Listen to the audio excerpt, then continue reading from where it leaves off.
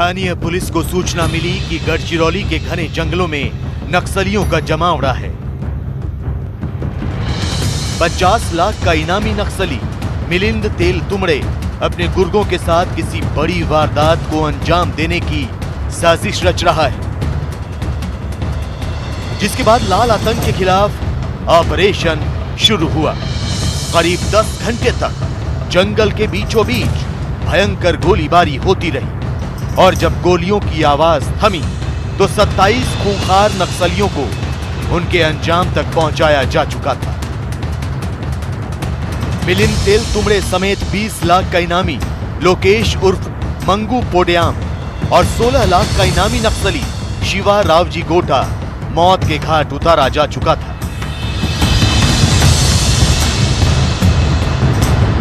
वैनगंगा नदी के किनारे बसे गढ़चिरौली के 80% इलाके में सिर्फ और सिर्फ जंगल है। यहां पर आने जाने के लिए प्रशासन ने सड़कें तो बनाई हैं, लेकिन यहां राज नक्सलियों का ही चलता है। इसके बावजूद 13 नवंबर को हुए एनकाउंटर में मोस्ट वांटेड नक्सली मारे गए, इसलिए क्योंकि उनका सामना हुआ था C60 कमांडोज से।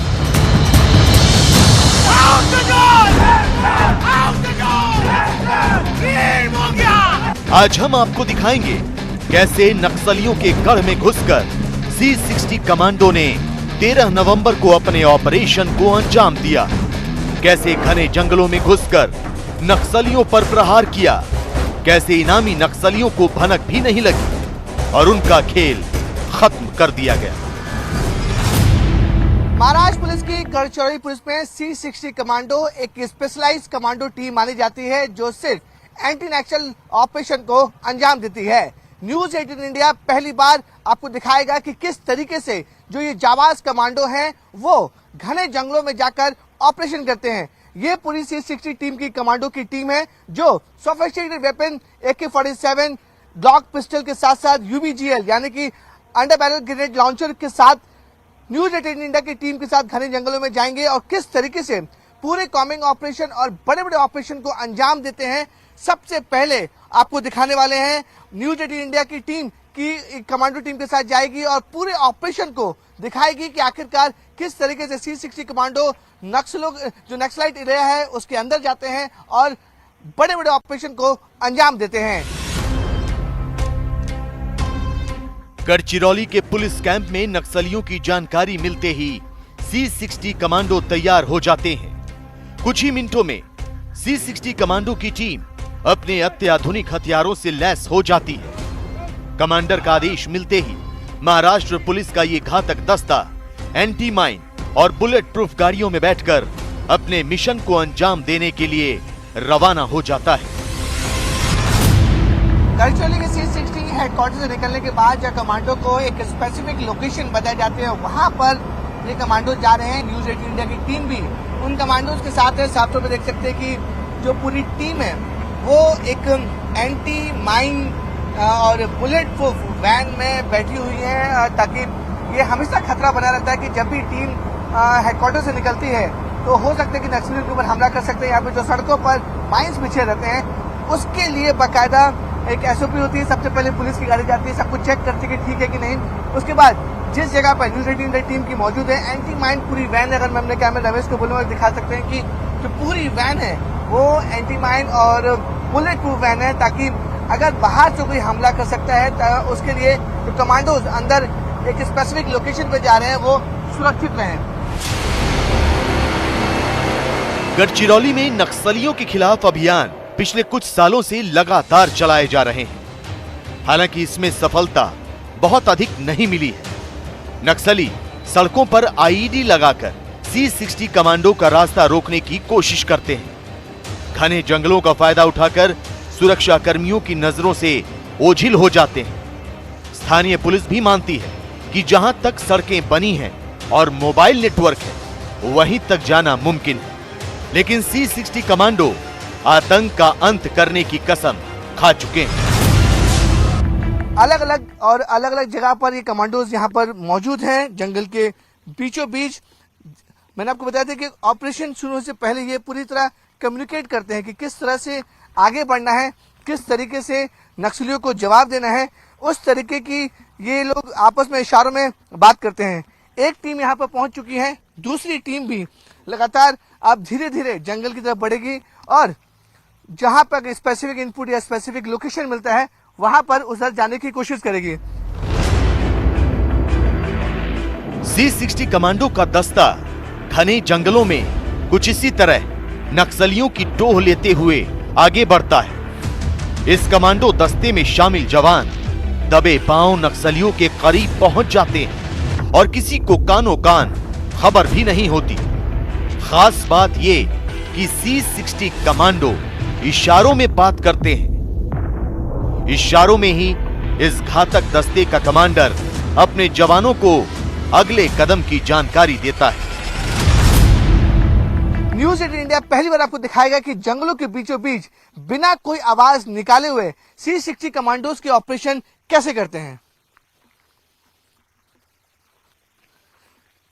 सिर्फ इशारों में ये बातचीत होती है, क्योंकि जो टीम लीड करते हैं वो बताते हैं कि हाथों से इशारा करते हैं, आवाज कोई ना निकाले। इसलिए सबसे अहम होता है कि जो दुश्मन को इसकी जानकारी बिल्कुल भी पता नहीं चलनी चाहिए। यही वजह है कि जो टीम लीडर है वो एक एक इशारा कर कर सबको बताते हैं और ब्रीफ किया जाता है कि किस तरीके से आगे बढ़ना है, कितने लोगों को आगे बढ़ना है, किस किस जगह पे पोजीशन रखनी है। तो ये ज्यादा अहम रोल होता है, क्योंकि आवाज अगर ये लोग करेंगे तो जो दुश्मन है, जो नक्सली हैं, उन्हें इनकी भनक लग जाएगी और वो फरार होने में कामयाब होंगे या फिर इन पर हमला कर सकते हैं। C60 कमांडो 60 किलोमीटर तक पैदल चलते हैं। घने जंगलों और नदी नालों के बीच से होते हुए अपने ऑपरेशन को अंजाम देते हैं। कमांडो अपने साथ करीब किलो का वजन लेकर चलते हैं। इसमें उनके हथियार, खाना, पानी, जरूरी सामान, फर्स्ट एड समेत कई चीजें होती हैं। नक्सलियों के खिलाफ ऑपरेशन में जवानों को डिहाइड्रेशन और पेट से जुड़ी दिक्कतें होने का भी खतरा रहता है। इसके अलावा जंगली इलाकों में मलेरिया वाले मच्छरों और सांपों के काटने का भी डर बना रहता है। लेकिन C60 कमांडो को इस तरह ट्रेन किया जाता है कि वो विपरीत परिस्थितियों में भी दुश्मन से लोहा ले सकते हैं। जब कॉम्बिंग ऑपरेशन या कोई बड़ा ऑपरेशन होता है तो C60 कमांडोज की टीम 50-60 से ज्यादा किलोमीटर तक इसी तरीके से पैदल चलती है। जंगल काफी घना होते जा रहा है। टीम के साथ है news 18 India team, C60 commandos की टीम के साथ साथ चल रही है घने जंगलों के बीचों बीच। और इस बात का हमेशा डर रहता है, जो खतरनाक जहरीले सांप बिच्छू होते हैं उनसे भी इन्हें बचना रहता है। तो एक एक चीज की उन्हें जानकारी होनी चाहिए। और जिस तरीके से जो टीम है वहां पर जो लोकल एरिया है, जो जंगलों का एरिया है, उसकी भी जानकारी C60 टीम को रहती है। यही है कि देखिए किस तरीके से घने जंगलों के बीचों बीच अब ये जो टीम है वो लगातार पहुंचते जा रही है। और जो इन्हें इस बात की ट्रेनिंग दी जाती है कि ये जो टीम तकरीबन 60 से 70 किलोमीटर एक साथ पैदल चल सकती है। इनके वेपन साथ में रहते हैं, इनका बैग साथ में रहता है। और इसी तरीके की जो टीम है वो घने जंगलों में कॉम्बिंग ऑपरेशन करते रहती हैं। तमाम बाधाओं को पार करते हुए C60 कमांडो दस्ते ने अब इलाके को चारों तरफ से घेर लिया है। नक्सलियों के छिपे होने की जगह का पता लगा लिया है। कमांडो धीरे धीरे आगे बढ़ रहे हैं। बंदूकों का मुंह खोलने की तैयारी की जा चुकी है। बस एक इशारा और लाल आतंक का सफाया। यहाँ पर उनको लगता है कि यहाँ पर जो नक्सलाइट हैं वो छुपे हो सकते हैं, बड़ा कैंप है। उसके बाद ये जो ऑपरेशन शुरू होता है कि बिना कुछ आवाज किए हुए अलग अलग जो टीमें होती हैं वो अलग अलग जंगलों में बच जाती हैं और एक साथ धावा बोलती हैं, क्योंकि नक्सलाइट को पता नहीं रहता है कि कौन सी टीम कहां से आ रही है। इसी तरीके से पूरे ऑपरेशन को कामयाब बनाने के लिए जब टीम बहुत नजदीक पहुंच जाती है, उनको लग रहा है कि जो टारगेट है वो बहुत नजदीक तक वो है, उसके बाद ये ऑपरेशन शुरू होता है। और बिना कोई आवाज निकाले, बिना किसी भनक के वो लोग वहां पहुंचते हैं C60 कमांडोज की टीम और एक साथ पूरे इलाके को घेराबंदी करते हैं और घेराबंदी करने के बाद वहां पर उसे अटैक करते हैं। उग्रवादियों पर C60 कमांडो दस्ता गोली की रफ्तार से वार करता है, नक्सलियों का चुन चुन कर सफाया करता है और इलाके को पूरी तरह सुरक्षित करने के बाद C60 के लड़ाके अपने हेडक्वार्टर की ओर रवाना हो जाते हैं। इसमें दो राय नहीं कि नक्सलियों का काल है C60। उग्रवाद के खात्मे का सबसे बड़ा हथियार है C60, जिसमें शामिल जवानों को न सिर्फ स्थानीय इलाके की पूरी जानकारी होती है, घने जंगलों के एक एक कोने का पता होता है, तो यह भी मालूम होता है कि कब, कैसे और कहां नक्सलियों पर नकेल कसनी है। लेकिन क्या आपको पता है कि C60 कमांडो की नींव कब पड़ी?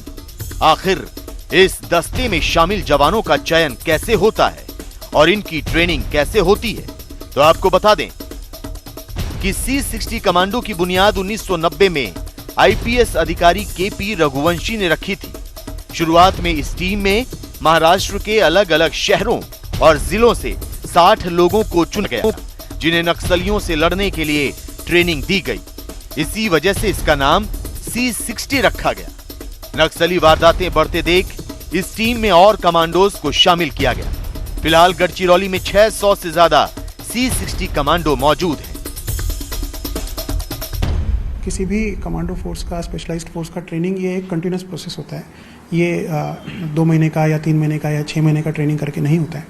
ऑफ कोर्स उनको शुरुआत में जब वो आते हैं तो उनको काफ़ी स्पेशलाइज्ड ट्रेनिंग दिया जाता है, बट रेगुलर इंटरवल्स पे उनके ट्रेनिंग होते हैं। प्लस जब वो अभियान करते हैं तो अभियान अपने आप में अभियान की डीब्रीफिंग होती है और डीब्रीफिंग से कुछ चीज़ें निकल के आती हैं जो फिर हम लोग आत्मसात करने की कोशिश करते हैं। तो उनकी ट्रेनिंग एक कंटिन्यूस प्रोसेस है, ये मतलब एक बार की प्रोसेस नहीं है। तो कंटिन्यूस उनकी हम टफ ट्रेनिंग जो है वो चलती रहती है। महाराष्ट्र के गढ़चिरौली में पिछले करीब 1 दशक में उग्रवाद के खिलाफ सरकार की आक्रामक नीति का ही नतीजा है कि दहशत कुछ हद तक कम हुई है। गढ़चिरौली में नक्सलियों की संख्या में कमी आने का दावा किया जा रहा है, तो C60 के लड़ाकों को हाल के वर्षों में मिली कामयाबी इस बात की तस्दीक करती है कि महाराष्ट्र समेत देश के दूसरे नक्सल प्रभावित इलाकों से उग्रवाद के पांव उखड़ने तय हैं।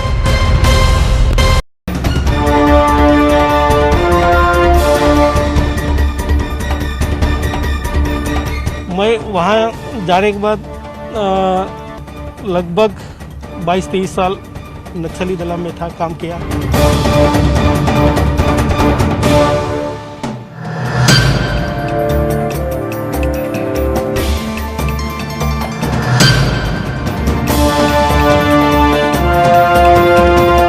पश्चिम बंगाल के नक्सलबाड़ी से नक्सलवाद देश के 11 राज्यों के 90 जिलों तक फैल चुका है।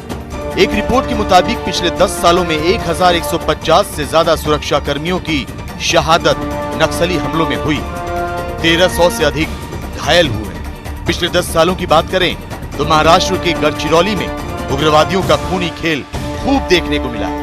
8 अक्टूबर 2009 को गढ़चिरौली के लाहिड़ी पुलिस थाने पर नक्सली हमला हुआ और इसमें 17 जवान शहीद हुए। इसके बाद से नक्सली वारदातें लगातार सामने आती रही हैं। मई 2019 में भी गढ़चिरौली में घात लगाए नक्सलियों ने C60 के दस्ते पर हमला कर 15 जवानों को शहीद किया था।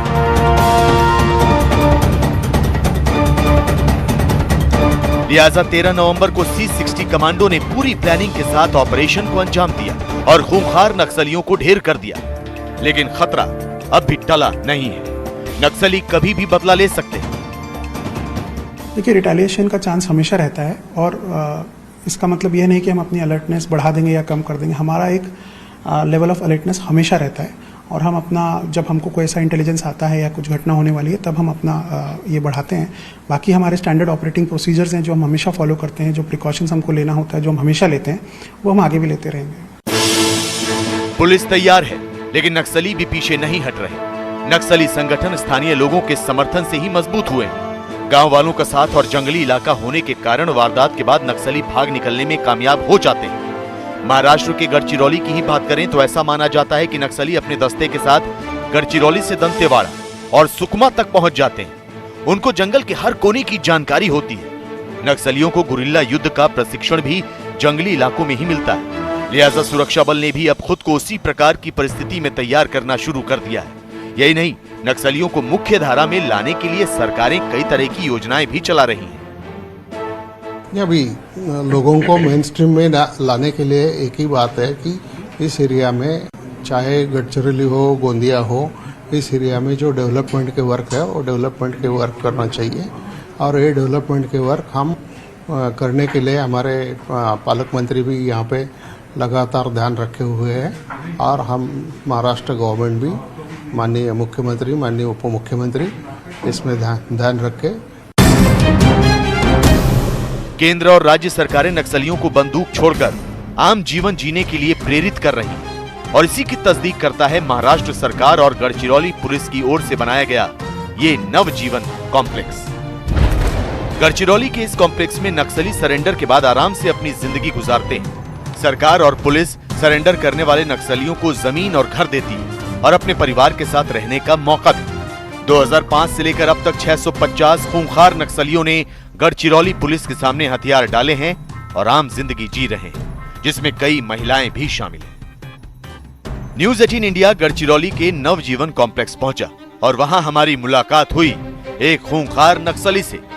रघु नाम के इस नक्सली ने अब सरेंडर कर दिया है और सामान्य जिंदगी गुजार रहा है, लेकिन इसने हमसे बातचीत में बताया कि कैसे 23 साल तक वो नक्सलियों के साथ रहा और पुलिस वालों पर हमले किए। मैं वहाँ जाने के बाद लगभग 22-23 साल नक्सली दल में था, काम किया।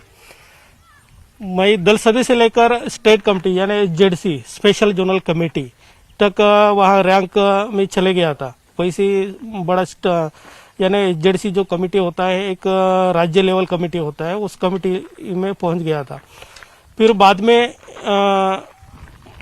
मैं वहाँ रहने के बाद जो हमारे टीम को मुझे जो जवाबदारी बढ़ने के बाद मुझे जवाबदारी दिया था, वो जवाबदारी के अनुसार बहुत बड़े पुलिस के ऊपर घटना भी हो गया। पुलिस के ऊपर जो हम लोग हमला किए थे उसमें बहुत सारे पुलिस वाले भी मारे गए थे। ऐसे बहुत यानी 22-23 साल हम जो प्रयास किए तो उसमें बहुत यानी पुलिस वाले लगभग 25-30 ऐसे पुलिस वालों को मार दिए। 23 साल तक नक्सलवाद का झंडा बुलंद करने के बाद भी रघु के परिवार को परेशान किया जाने लगा, जिसके बाद रघु ने 2009 में सरेंडर कर दिया। रघु के पास अब अपना मकान है, अपनी दुकान है और एक खुशहाल जिंदगी। लेकिन रघु ने बातचीत में हमें बताया कि किस तरह नक्सली लोगों को गुमराह करते हैं और हथियार उठाने के लिए मजबूर कर देते हैं। मैं यानी जाने का इच्छा, बंदूक का इच्छा से मैं चले गया। तो वैसा पार्टी के बारे में कुछ मालूम नहीं था मुझे, नक्सलवाद के बारे में, वैसे ही चले गया। फिर कुछ दिन के बाद, कुछ साल के बाद फिर उसके बारे में जानकारी मिली। वहाँ रहते उन लोगों से सीखते हुए फिर वहाँ जाने के बाद बंदूक का ट्रेनिंग वगैरह ऐसा दिए थे। फिर बाद में धीरे धीरे उनका जो किताब है वगैरह सब पढ़ के फिर बाद में यानी असली नक्सलवाद क्या है, किसके लिए लड़ते हैं, क्या है, इसके बारे में थोड़ा जानकारी मिला है। 13 नवंबर को जो इनामी नक्सली मिलिंद तेल तुमड़े मारा गया था, रघु उससे कई बार मिल चुका है। रघु ने बताया कि 13 नवंबर का एनकाउंटर पुलिस के लिए कितनी बड़ी कामयाबी है। कितना भी कठिनाई हो जाओ लेकिन अपन हासिल करना ही चाहिए, इस टाइप का उन लोगों का विचारधारा था। ये दीपक भी इसका ऊपर जवाबदार, हाँ मिलिंद तेल तुमड़े, इसको जवाबदार दिया था कि महाराष्ट्र में विस्तार करना है, अर्बन हो या बालागढ़ मंडला जो भी विस्तार करना है, पार्टी इसका ऊपर जवाबदार दिया था कि पार्टी को और बढ़ाना है, रिक्रूटमेंट बढ़ाना है, तेज करना है, इसको जवाबदार दिया था। और ये एक ही ऐसा आदमी था कि ऑल महाराष्ट्र में पूरा ये कर सकता था और वैसा इसको जवाबदार दिया था। रघु की तरह कई नक्सली हथियार डाल चुके हैं, कई नक्सली हथियार डालने का मन बना चुके हैं, लेकिन नक्सलवाद को बढ़ावा देने वाले अब भी सक्रिय हैं। ये लोगों का ब्रेन वॉश कर उन्हें अपना मोहरा बना रहे हैं और ये खेल तब रुकेगा जब पिछड़े इलाकों तक तरक्की पहुंचेगी, लोगों को शिक्षा मिलेगी, लोगों को जरूरी सुविधाएं मिलेंगी।